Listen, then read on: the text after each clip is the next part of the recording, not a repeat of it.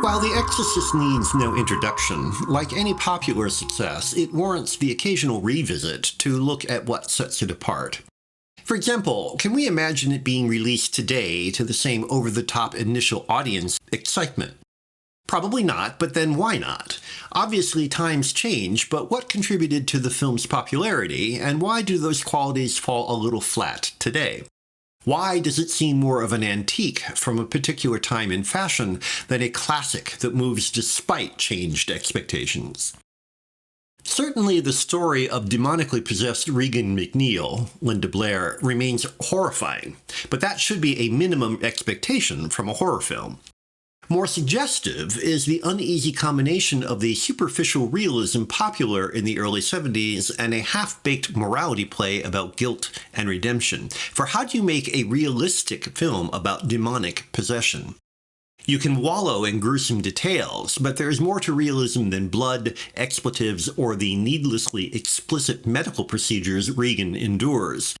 There is no sense of a greater lived world rent violently by the horror of danger to anyone else.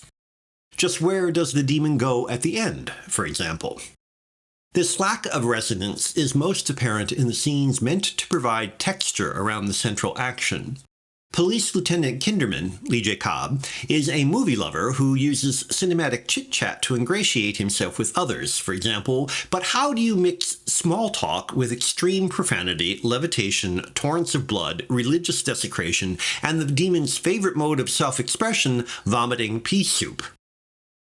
Guilt-ridden Father Karras, Jason Miller, broods to only moderately more successful effect as the film slows to a crawl while he struggles with his feelings.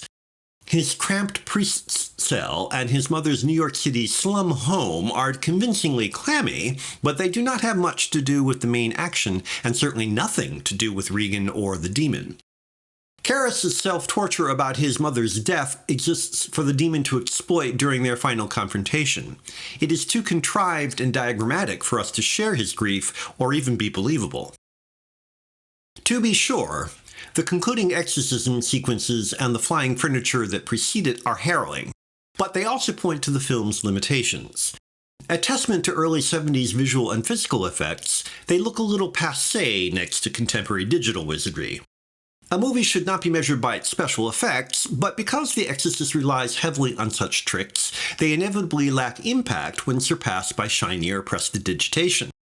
That only the exorcism scenes really engage suggests that the most familiar, fear-inducing horror is paying the bills, not the self-flagellating guilt and pseudo-realism wrapped around it like a diseased blanket.